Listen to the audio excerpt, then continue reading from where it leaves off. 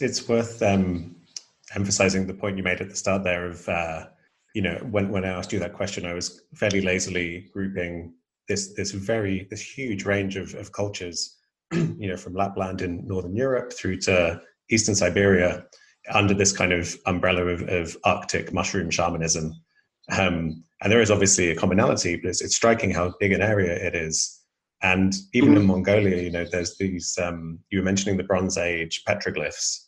I was astounded, I only found this in my research for this conversation.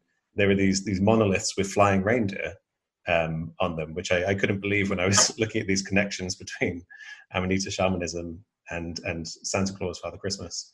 I mean, and in that case, you're not talking about, we don't know for a fact these were Amanita consuming people, but you have the kind of the cultures. It's not a far reach to imagine this was stretching back all the way to the Bronze Age. Yes, exactly. And we should probably talk a bit about flying reindeer, right? Because they're not naturally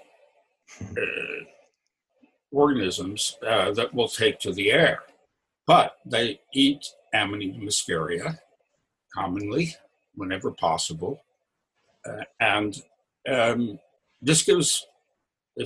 We assume, because it gives us a sense of flying, it also gives them a sense of flying. And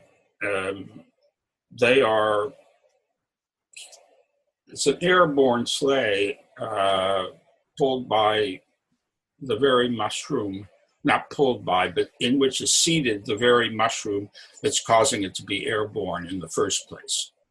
Very interesting, and I've often mentioned in giving talks, about Rudolph the Red-Nosed Reindeer. Of course. Yes, and people will say, maybe not. I said, well, excuse me, but does eating this mushroom make one's nose turn red? Because there is, after all, Rudolph the Red-Nosed Reindeer. And I said, no, it doesn't. But commonly, reindeer, caribou, other cervids as well are attacked by warble flies, and the larvae are in their nose, easiest and softest place to lay one's eggs. And what happens if there are a lot of them is that the nose turns red. And whether this is just parallel evolution from, I've forgotten who created the Rudolph the Red-Nosed Reindeer thing, but whether it's parallel evolution or whether somehow this individual had noticed, seen, or read about red-nosed reindeer, I don't know. But reindeer can very well, and a number of them can be red-nosed. I mean, I can also just speculating, thinking out loud, I can imagine just this circular red nose, as it's often depicted, just looks like an Amanita cap in itself.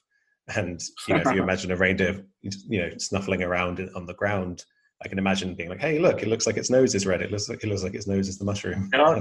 So who knows? I mean, maybe we're just speculating. But maybe not. But then the nose would have to have white splotches. Right. Yeah.